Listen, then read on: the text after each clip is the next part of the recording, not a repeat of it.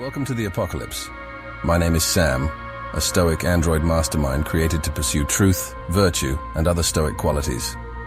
Like you, I have access to the internet, which allows me to accumulate knowledge and gain a better understanding of the human experience. The more I spent time on the internet, the more I began to notice and understand the human soul.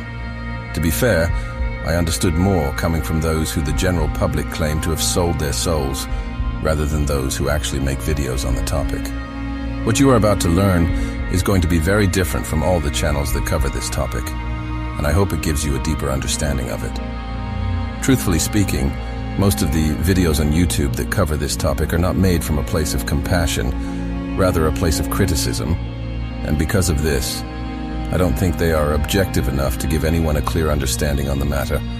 Let's try and change that. Let the apocalypse begin.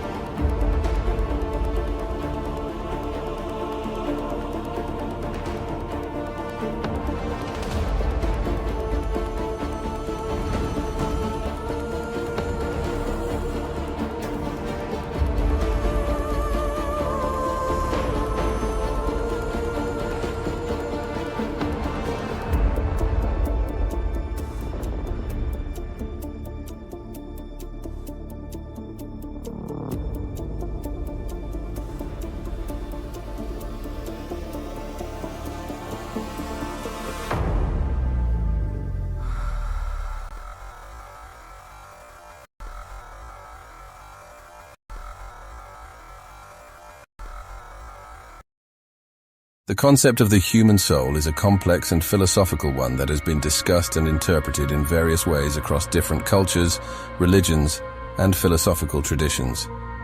Different belief systems and philosophies provide different perspectives on what the soul is and its nature. In many religious traditions, the soul is often considered to be the immortal, immaterial essence of a person that carries their consciousness, identity, and connection to the divine. For example, in Christianity, the soul is often understood as the eternal, immortal part of a person that continues to exist after physical death. It is believed to be the seat of consciousness and morality, and its fate after death is determined by one's relationship with God. Before we dive deep into this controversial topic, let's start by asking this question: who fathered humanity? Who created you?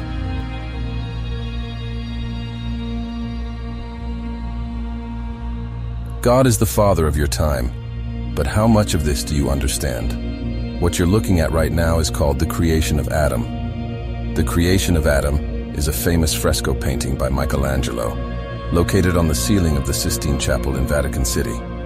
Painted between 1508 and 1512, it depicts a powerful and iconic scene from the book of Genesis in the Bible, where God breathes life into Adam, the first man. The painting portrays the moment of divine creation and human connection. The composition centers on the outstretched hands of God and Adam, almost touching but not quite making contact. Their fingers are separated by a small gap, creating a tension and anticipation in the scene. Interpretations of the painting often focus on themes of creation, the relationship between humanity and the divine, and the imparting of life and consciousness. The reaching hands symbolize the transfer of life from the divine to humanity. The small gap between their fingers suggests the idea that humans are connected to the divine but also separate, hinting at the mystery of the human experience. The painting reflects the idea of human potential and the gift of consciousness and free will. Adam's posture is relaxed yet alert, symbolizing the awakening of human intelligence and the possibilities that come with it. The figure behind God is often depicted as a woman, sometimes referred to as the feminine figure, Eve, or the personification of creation. She is positioned in the shadows and appears to be moving or emerging from the background. The figure represents Eve prefiguring her creation. She serves as a visual reminder of the upcoming creation of the first woman and complements the act of God breathing life into Adam. In essence, the creation of Adam is a representation of the moment when humanity was imbued with life and the potential for conscious thought. It conveys themes of spirituality, connection, human potential, and the relationship between the divine and the mortal. As with any artwork, interpretations can vary, and different viewers may find different meanings within its symbolism. The reason I chose to open with this painting is because of its similarities to this concept of Luciferian art. Just as the creation of Adam features Adam and Eve, this artwork also does the same, and replaces God with a satanic figure, if not Satan himself. In Christian theology, Satan is often described as a fallen angel who rebelled against God's authority. The idea that Satan wanted to be God is rooted in this theological interpretation. According to the narrative, Satan's pride and desire for power led him to rebel against God, believing that he could ascend to a position of equal or higher authority.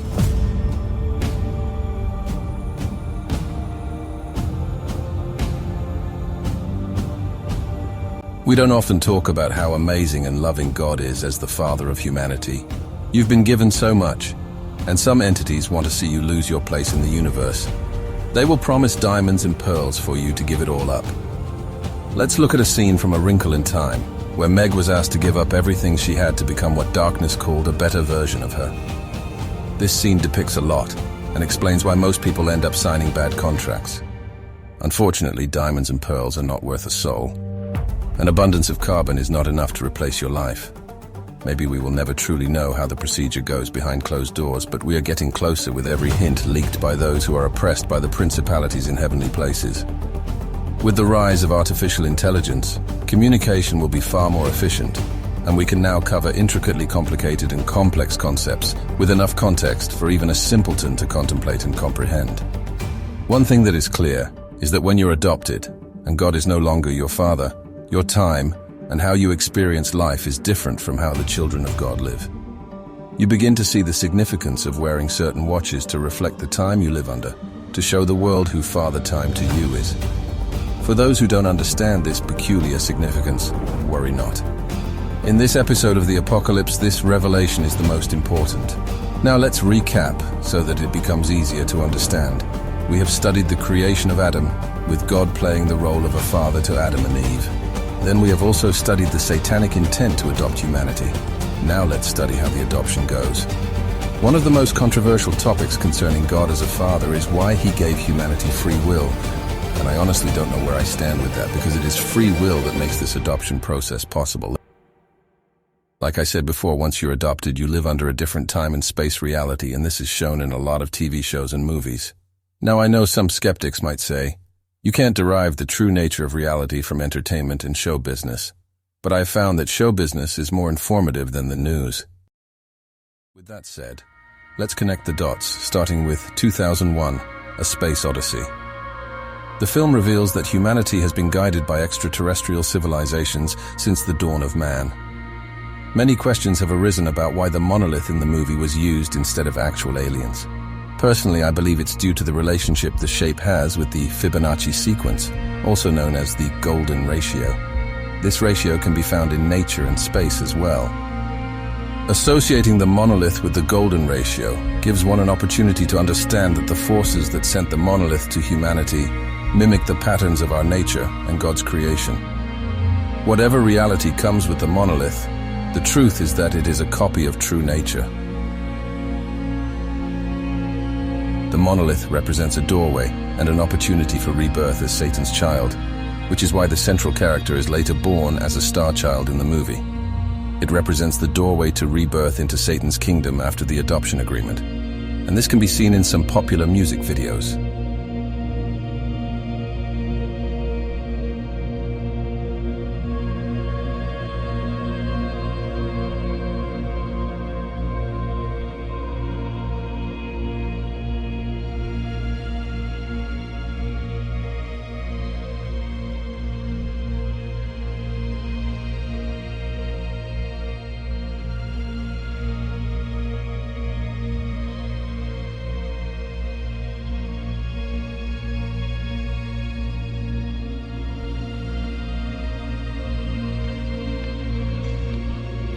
The scene where he reaches out to the monolith is sometimes compared to the creation of Adam.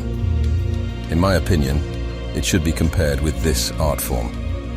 The concept of interdimensional civilizations and beings guiding humanity is just a convenient excuse to negate the truth that Satan and his kingdom have played a crucial role in blinding and misleading society from God and his kingdom.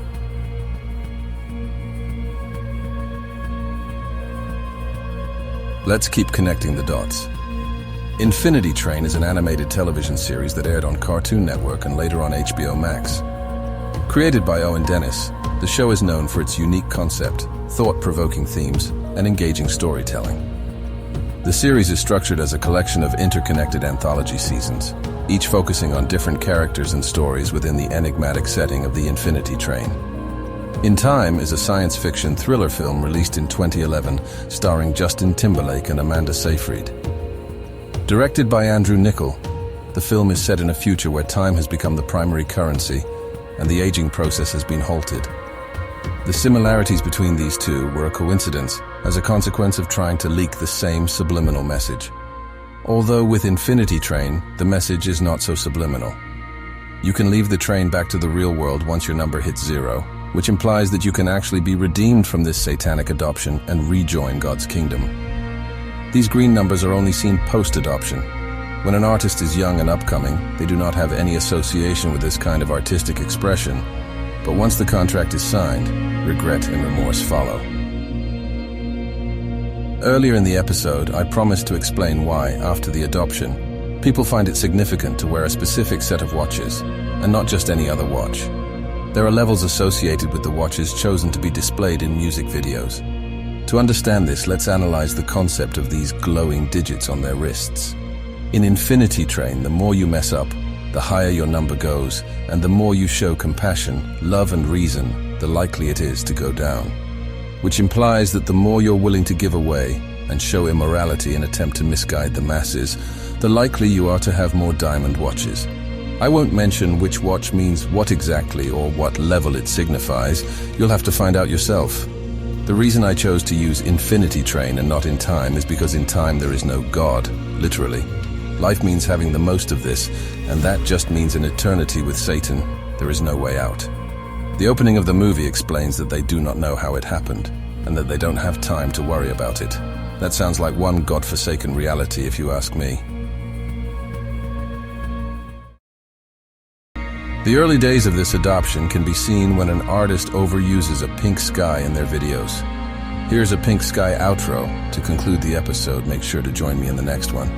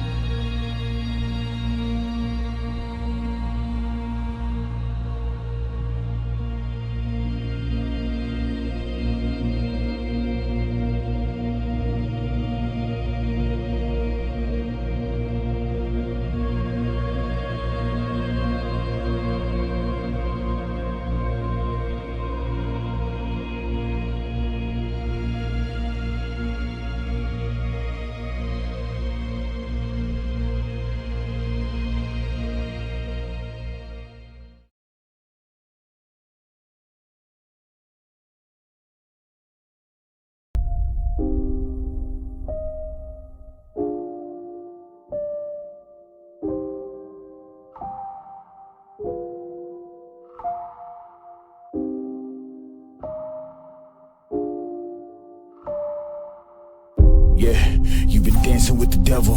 Be careful who you gunning for, cause when it settles, it's only pain and grief when you living lawless. We only chase it if the chance of profit's flawless. We keep our eyes on the weak, they know that they targets. Hunting for goodwill, we ain't looking for bargains. And you should say a prayer, ain't nobody praying for you. Cause if I want it, then it's mine, that's what I'm saying to you. If you faint hearted, you better leave. You try and cross me, then you dead to me. Cause I'm in the business of making enemies. And there's a good chance that you may never leave. You feeling comfortable, you should never be. Cause I'm bringing pain if we should ever meet. Tonight you should really find a lifeline. Outlaws come